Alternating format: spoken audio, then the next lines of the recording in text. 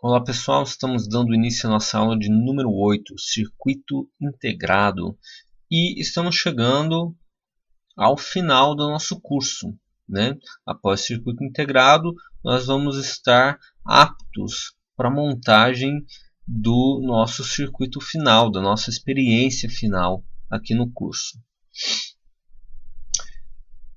Circuito integrado, pessoal, eles são os famosos microchips. O que eles são? Eles são esses componentes aqui, ó, certo? Que eles variam de tamanho, variam de função. E o que eles têm? Dentro dele é montado um circuito específico. A pessoa que desenvolveu viu uma necessidade do mercado. Ao invés da pessoa ter que montar um circuito com vários componentes, eles desenvolvem esse microchip. E dentro desse microchip vai o circuito que a galera estava querendo desenvolver, você encapsula ele e aí vem essa proteção plástica por cima e essas perninhas aqui para você acessar as funções que você quer. Então, o que é muito importante é o seguinte: sempre que você quiser uma informação sobre um circuito integrado, você tem que olhar o nome dele aqui em cima, ele vem com um número. Você coloca esse número na internet, seguido da palavra datasheet. Tá? Aí vai vir o manual dele, porque cada um desses caras tem uma função que é diferente, que varia muito com a aplicação, tá? Então aqui são vários tipos de microchip, tá? Isso aqui é um processador de computador. Aqui dentro a gente tem milhões de transistores.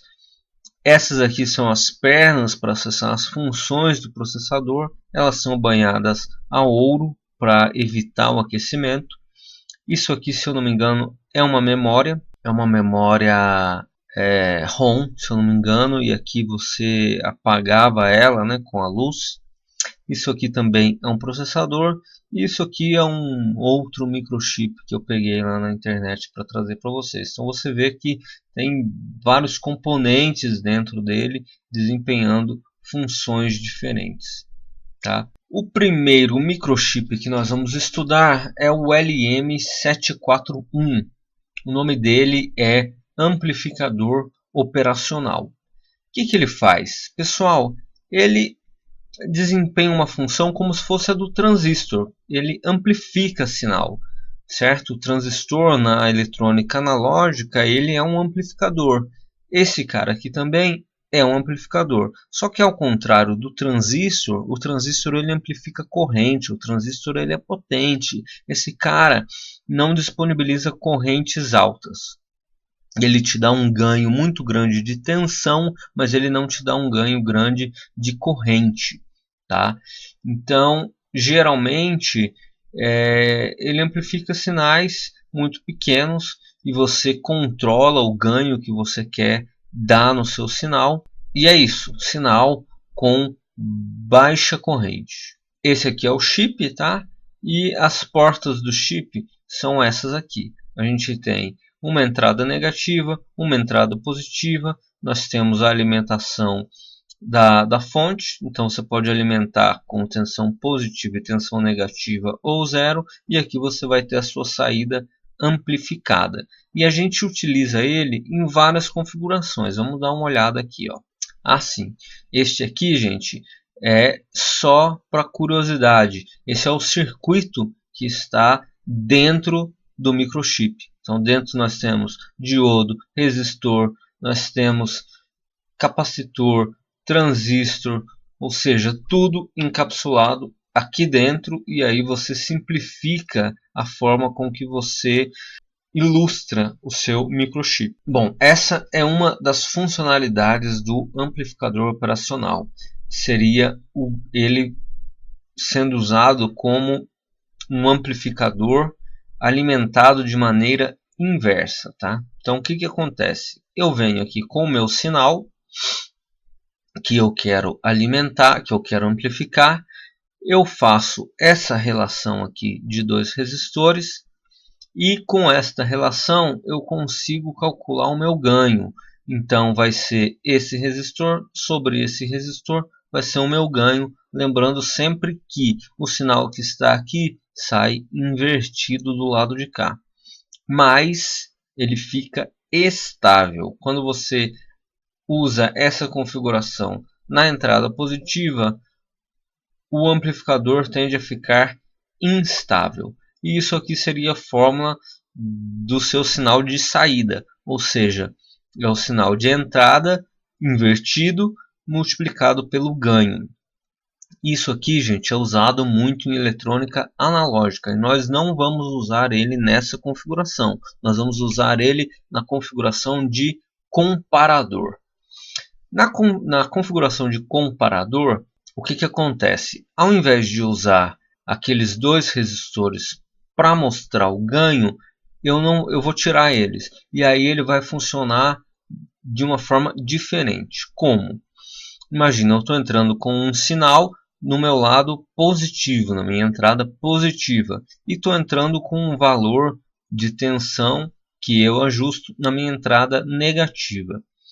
Uma vez que o meu sinal que está entrando nessa entrada, subtraído desse sinal que está fixo, seja positivo, ou seja, se esse sinal for maior que esse, um menos o outro deu um sinal positivo, ele vai jogar mais VCC aqui na saída. Ele vai jogar o valor positivo da fonte aqui na saída. Se esse sinal for menor que essa entrada, ele vai jogar na saída o valor negativo da fonte. Isso é a função de comparação. Nós vamos usar ele no nosso circuito final para ele fazer a comparação dos limites de tensão da fonte da fonte regulável que nós vamos desenvolver. Pessoal, o próximo componente, o próximo CI que nós vamos estudar, o próximo circuito integrado, é o regulador de tensão. O que o regulador de tensão faz? O próprio nome dele já diz, né? Ele regula a tensão. A gente vai ter um valor de entrada de tensão, tá? Uma tensão contínua, ele vai regular a corrente contínua. E ele vai fazer o seguinte: se o valor da tensão for maior do que ele está programado, ele transforma todo aquele excesso de tensão em calor. Então você vê que atrás dele a gente tem um lugar para colocar um dissipador de calor. A gente tem vários tipos, né? Então tem regulador de tensão de 5 volts, 12 volts, 10 volts, 30 e tem o variável. O que a gente vai usar na experiência nossa é o regulador variável. Mas imagina que esse fosse um regulador fixo, que é o que está mostrando aqui. Então imagina que ele está programado para regular 5 volts. E aí vem aqui 6 volts. Entrou 6 volts, o excesso é transformado em calor e a saída nunca passa de 5 volts. E no regulável, a gente vai entrar com um sinal aqui no meio e nós vamos ajustar a saída dele para o valor que a gente quer. Se vocês lembrarem desse desenho que a gente estudou quando a gente estava vendo o diodo, né? Quando a gente retificou a tensão, ela ficou com as ondas aqui, né? Com as partes positivas e negativas retificadas, tudo no lado positivo. Usamos o capacitor para fazer com que ele diminuísse esse buraco aqui. E agora o nosso regulador de tensão vai eliminar esse pico e vai deixar ela totalmente contínua, evitando com que ela passe do valor máximo. E lembrando que o regulador de tensão não regula valor mínimo. Se a sua fonte não está conseguindo alimentar, por exemplo, você está programando uma fonte para 5 volts e ela alimenta o seu circuito com 4, o regulador de tensão ele não supre essa falta de tensão. Ele supre a tensão, ele corrige a tensão excedente somente. O regulador de tensão variável que nós vamos utilizar é o LM317T, tá? É o regulador ajustável. Isso aqui é um dado pego lá no datasheet que o fabricante nos diz o que a gente deve utilizar para regular a tensão. Então, essa é a configuração dada pelo fabricante. Nós podemos ter na entrada dele de um V de 0 a 28 volts e a saída ele vai ajustar de 0 a 28 volts conforme a gente solicitar. Esse é o regulador de tensão. Nós vamos ter que colocar aqui um resistor e um potenciômetro. À medida que a gente variar esse potenciômetro, ele vai aumentar ou diminuir a voltagem na saída. Por que a gente tem esse resistor aqui? Porque se a gente zerar esse potenciômetro, se não tivesse resistor, vai dar um curto na fonte. A tensão que está aqui já vai direto para o terra. Então, esse resistor aqui é uma proteção para não dar curto para o terra quando a gente zerar esse potenciômetro. Esses dois capacitores estão aqui como parte de um filtro. Então, em bancada, eles fizeram testes nesse regulador de tensão e aí eles viram que estavam surgindo alguns transientes, alguns picos na hora que você ligava e na hora que você desligava o seu regulador de tensão. Então, para corrigir esses picos de alimentação na hora que você liga e na hora que você desliga algum motor, alguma coisa, eles solicitaram que fossem usados esses dois capacitores aqui. E essa vai ser a configuração que nós vamos utilizar na saída do nosso retificador, da nossa ponte retificadora. Pessoal, por último, nós vamos verificar aqui agora mais dois circuitos integrados e eles vão nos tirar da eletrônica analógica e vai fazer você iniciar na eletrônica digital. O que isso muda? Eletrônica analógica, pessoal, você está trabalhando a eletrônica e os níveis intermediários de tensão, de corrente, eles são importantes para o que a gente está fazendo. Nesse caso da eletrônica digital, a gente começa a analisar apenas dois níveis de tensão, dois estados, ou 0 ou 1, ou tem tensão ou não tem nada de tensão. E com isso, a gente começa a partir para o mundo computacional, a gente começa a partir para o mundo digital, a gente começa a colocar inteligência nos nossos circuitos, a gente começa a dar possibilidade dos nossos circuitos decidirem o que fazer dependendo do que a gente colocar como entrada ou saída para ele. Então vamos analisar aqui, pessoal. Eletrônica digital. Nós temos um negócio chamado portas lógicas. Portas lógicas AND e portas lógicas OR, que são as portas lógicas e as portas lógicas OU, tá? Então vamos dar uma olhadinha nelas para a gente tentar entender o que vai acontecer. Vamos imaginar aqui, pessoal, nossa porta AND, tá? Vamos imaginar que isso aqui é uma perninha do nosso circuito integrado, essa é outra e essa aqui é outra. Então, que fosse um circuito integrado com três perninhas. Essas duas aqui são entradas e essas duas aqui são saídas. Essa uma aqui é a saída. Então, nessa entrada, eu vou colocar ou 0 ou 5 volts. Tá? Vamos ver o que acontece. A nossa porta lógica AND, que é a nossa porta lógica E, ela faz o quê? Se eu tiver aqui 0 e aqui 0, ela vai fazer o seguinte. 0 e 0 vai dar 0. Tá? Ela multiplica as entradas. Vamos mudar agora. Se eu coloco 0 e 1, o que ela faz? Ela vai pegar esse 0 e multiplicar por esse 1. Vai dar 0 na saída. Tá? Aqui de novo. 0, 0 e 0, 0. 0 e 1, 0. Então agora vamos colocar aqui na saída 1 e 0. Tá? Então vamos lá. Na saída 1 e 0. 1 e 0 vai me dar 0 de novo. Por quê? Porque ele vai multiplicar a saída. E vamos colocar aqui na saída 1 e 1, tá? 1 e 1. 1 e 1, aí sim deu 1, né? Que é 1 vezes 1, deu 1. Isso aqui, pessoal, a gente está vendo agora, está vendo que ela faz multiplicações, né?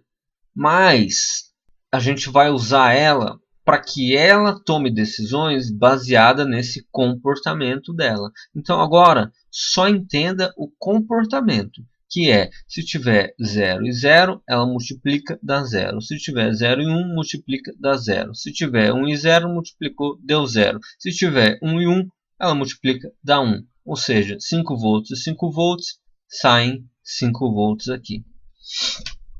A porta OR. Vamos entender a porta OR. A porta OR, ela não multiplica, ela soma. Então vamos lá. 0 e 0 vai ser 0 mais 0. Na saída, deu 0. Então, está aqui, deu 0. Agora nós vamos colocar então 0 ou 1. 0 ou 1 é 0 mais 1. Então a saída fica sendo 1. Aí nós vamos colocar 1 ou 0. Então nós temos aqui 1 ou 0. 1 ou 0 você soma, também vai dar lá 1. Ou seja, está aqui, deu 1. E aí depois nós temos 1 ou 1. 1 ou 1, a gente somar, daria 2, né? Mas é o que a gente falou. Para a gente, isso aqui são estados, tá? Não é número. Então 5 volts ou 5 volts vai sair 5 volts, tá? Isso aqui vai ficar mais fácil da gente entender, pessoal, a hora que a gente fizer um exemplo, tá bom? Lembrando só aqui, ó, que nós temos a NOR, a NAND e a NOT, tá? A NOR é o que a gente fala, ela é a negação da OR, ou seja, tudo que a OR fizer, ela vai fazer o contrário. Então nós vamos pegar essa tabela verdade da OR e a gente inverte ela. Porque essa bolinha aqui é o que a gente fala negado. Então imagina, 0 e 0 dá 0. Negado, quando a gente fala negado, a gente inverte. Negado, inverteu, deu 1. 0 ou 1. Negado, a gente 0 ou 1 dá 1. Negado, a gente inverte, dá 0. 1 ou 0 dá 1 também. Negado, a gente inverte, deu 0. Tá? E 1 dá 1, negado, dá 0. O mesmo para AND, o mesmo para NOT. Para NAND e para NOT. Vamos lá. Ó. Porta lógica. O que é a construção da porta lógica? O que a gente tem dentro do CI? Na AND, nós temos essa construção de transistores dentro dela. Vamos tentar entender como é que funciona. Se eu coloco um aqui, que seriam 5 volts, tá? E aqui eu tenho 5 volts, né? Então, se eu coloco 5 volts, eu excito a base, os 5 volts que está aqui, aparece aqui. Se eu coloco 5 volts aqui, excita a base, os 5 volts que está aqui, aparece aqui. Ou seja, saída D1. Então, 1 e 1, saída 1. Vamos imaginar agora que eu zere isso aqui, ó. Zerei aqui. Zerei aqui, essa base não conduz mais. Ou seja, esse transistor não está polarizado. Se ele não está polarizado, ele não conduz. Aqui deu 0. Agora vamos fazer o inverso. Eu vou colocar 0 aqui e 1 aqui. Ou seja, esse está conduzindo. Se está conduzindo, ele bota aqui na saída o que tem aqui. O que tem aqui? Esse aqui tem 0, não está conduzindo. Aqui não está conduzindo. Aqui é 0, 0 e vem para 0. Ou seja, só vai ser 1 quando tiver 1 e 1, né? Que era a multiplicação. Vamos ver o funcionamento da OU. A OU é qualquer um que está na entrada vai para a saída. Então vamos imaginar aqui, eu tenho 1 aqui e tenho 0 aqui. 1 e 0. Então aqui tem a tensão, entrou aqui, esse transistor está polarizado, veio, pum, tem um 1 na saída. Esse aqui não está polarizado, não tem um na saída, mas eu já tenho um do outro. Vamos inverter a situação. Agora aqui eu tenho 0 e aqui eu tenho 1. Então esse cara aqui não polarizou. Não polarizou, aqui tem 0. Mas esse cara aqui polarizou. Polarizou, aqui tem 1. Então 1, 0 ou 1 deu 1 na saída. E aqui 1 ou 1, né? Eu vou polarizei, deu aqui 5 volts. Polarizei, veio para cá, também deu, ou seja, passou para cá 1. Isso aqui, galera, é a representação do que tem dentro do CI, tá? O CI que tem a porta END, ele é o CI 7408. E aí você vai lá no datasheet dele e pega a disposição dele, é isso aqui que está lá dentro. Então nós vamos ter pino 1, 2, 3. Ou seja, dentro de um CI, nós vamos ter 4 portas. Sendo que 1, 2 e 3 é uma porta END, 4, 5, 6 é outra, 9, 10 e 8 é outra, 12, 13 e 11 é outra. E aí você vê o CI, ele está aqui, ó. Ou seja, entrada, essa aqui é a porta 1, um A, um B e um Y, ou seja, entrada, entrada, saída, entrada A, entrada B, saída do primeira porta, entrada A, entrada B, saída da segunda porta. Aqui nós vamos ligar o negativo da fonte, positivo da fonte, entrada B, entrada A, saída do quarto, entrada B, entrada A, saída da terceira porta. Isso aqui a gente usa para montar o nosso circuito. E o mesmo aqui com a porta OR. O CI que nós vamos usar é o 7432 e você vê que é a mesma coisa. São 4 portas lógicas dentro do circuito integrado. As extremidades são alimentação, ou seja, mais VCC e negativo da fonte. E aí as pinagens vão conforme a gente vai usando as portas aqui. Bom, vamos dar uma olhadinha num exercício aqui, galera, de porta lógica, para a gente conseguir assimilar o que a gente viu ali. Bom, então vamos praticar aqui eletrônica digital para a gente entender os conceitos de porta lógica. Vamos pensar aqui, ó. Primeira situação que nós vamos utilizar eletrônica digital, alarme, tá? Qual que seria a condição? Se o alarme estiver desativado, o sensor de presença liga a iluminação do jardim. Se o alarme estiver ligado, a abertura de portas ou janela dispara o alarme. Então vamos imaginar aqui, ó. Nós temos um sensor de presença. À medida que a pessoa está chegando aqui perto, o sensor de presença se identifica, acende a luz para a pessoa não ficar no escuro. Isso se o alarme estiver desligado, porque se for um ladrão, você não vai querer acender a luz para o ladrão chegar, né? E se o alarme estiver ligado, você abrir a porta ou a janela, vai disparar o alarme. Mas se o alarme estiver desligado, você não quer que isso aconteça. Então nós temos sensor de presença, nós temos sensor de abertura de janela de porta. Vamos dar uma olhada aqui então. A primeira condição que nós vamos ver é o alarme ligado. Então o nosso alarme está ligado, a pessoa abriu ou a porta ou a janela, vai disparar o alarme. Ou um ou outro, mas só se o alarme estiver ligado. Então vamos ver como é que fica isso. Porta aberta ou janela aberta, qualquer um dos dois vai passar para cá. Ou porta aberta ou janela aberta, vai jogar um aqui. E alarme ligado. Então, vamos imaginar aqui a situação. Eu abri a porta, a janela estava fechada, então ou vai passar um para cá, né? Que o ou é uma soma, lembra, né? Ou esse, qualquer um dos dois passa para cá. Então veio aqui na porta que vai ligar o alarme, veio 1.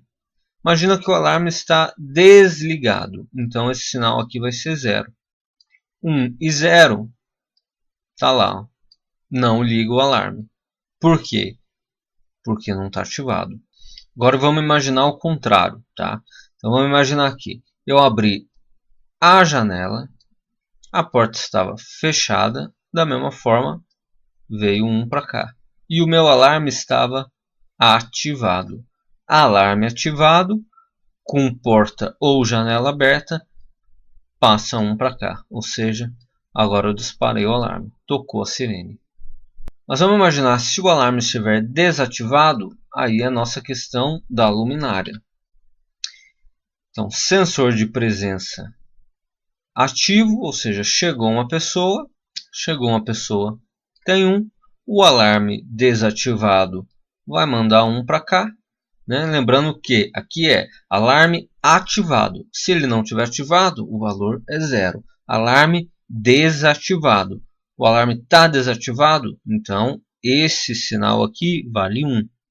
1 e 1, acendi a luz do jardim. Agora vamos imaginar, está chegando uma pessoa, o meu alarme está ativado, ou seja, esse sinal agora aqui é 0.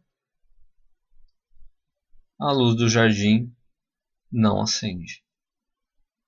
Vamos ver um segundo exemplo aqui. Uma cancela de estacionamento, tá? Então vamos imaginar o que? O cara chega com o carro aqui. Quando ele chegar com o carro, a caixa vai falar, insira o cartão. Ele inseriu o cartão, o estacionamento está pago, ele abre a cancela, abriu a cancela, o carro vai chegar nesse sensor, ele fecha a cancela e o cara vai embora. Tá? Então a primeira condição é o caixa precisa falar. Como é que a gente sabe que o caixa está pronto para falar? Primeira coisa, tem que chegar um carro. Para chegar um carro, esse sensor tem que estar ativo. E para a gente saber que o carro está chegando, e não saindo, é porque a cancela está fechada. Se a cancela estiver aberta, é sinal de que o cara estava aqui e já estava saindo. Mas se a cancela estiver fechada, é sinal de que o cara está chegando. Então, cancela fechada e sensor de presença ativo, o caixa vai falar, insira o cartão. Vamos lá? Sensor do cartão ativo, cancela fechada, está fechado, então estou recebendo 1, o caixa fala. Então imagina, a cancela já estava fechada, chegou o carro, na hora que chegou o carro, ela fala, insira o cartão. Aí vamos lá, inserir o cartão, se o cartão tiver ok, a cancela está fechada, o que ele faz? Ele abre a cancela. Então nosso próximo é abrir a cancela.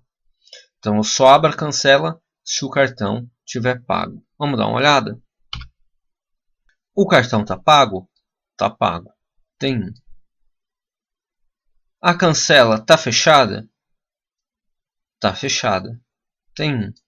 Então, esse 1 veio para cá e vai abrir. Por que eu coloquei essa OU aqui? Imagina que por algum motivo a cancela está fechada, mas o sinal não chegou. Então imagina que aqui fosse 0. Mas o cara pagou, ou seja, está pago, ele precisa sair e não consegue sair. Então precisa ter um comando de emergência manual. Aí o cara vem aqui, aperta um botão e manda abrir. Então comando manual de abrir, passou, está pago, saiu, vai abrir. E quando que ele fecha? Para fechar, o sensor que está longe tem que estar dizendo que ele recebeu o carro, ou seja, o carro está aqui, para ele não fechar em cima do carro. Então o carro está aqui e a cancela está aberta. Porque se ele já mandou fechar a cancela, aí não precisa mandar de novo. E a mesma coisa, vamos colocar um comando de emergência lá. Então, ó, a cancela está aberta? Está aberta. Está aberta porque o cara acabou de sair. Então, ela está aberta. O sensor longe foi ativado. Pum! Bateu aqui. O sinal passa, independente do que está aqui. E manda fechar. Vamos imaginar que por algum motivo o sensor aqui fale alguma coisa, aí o cara, o guardinha que está lá já sabe, ele fala, meu, eu já vi, o cara passou, saiu, posso fechar. Aí ele vem e dá um comando manual, ou seja, isso aqui estaria 0, se esse estava 0, esse zerou. Aí eu venho e dou um comando manual de fechar. Fechou, um comando manual vem, fechou, 1 e 1, fechou, fecha, cancela. Então, galera, isso é eletrônica digital. Aí a gente vai usar aqueles circuitos e ligar os fios no protoboard para fazer essas condições acontecerem. E isso aqui é um passo para ir para um próximo módulo que vai sair aí, que é o módulo de programação, usando microcontrolador, usando linguagem de programação, usando computador para fazer isso, ao invés de ficar usando eletrônica. Tá bom? Então, galera, agora o que resta é só a experiência final do curso, que vai utilizar tudo que a gente estudou aqui no curso para a gente entender como é que os componentes funcionam. Eu espero vocês lá.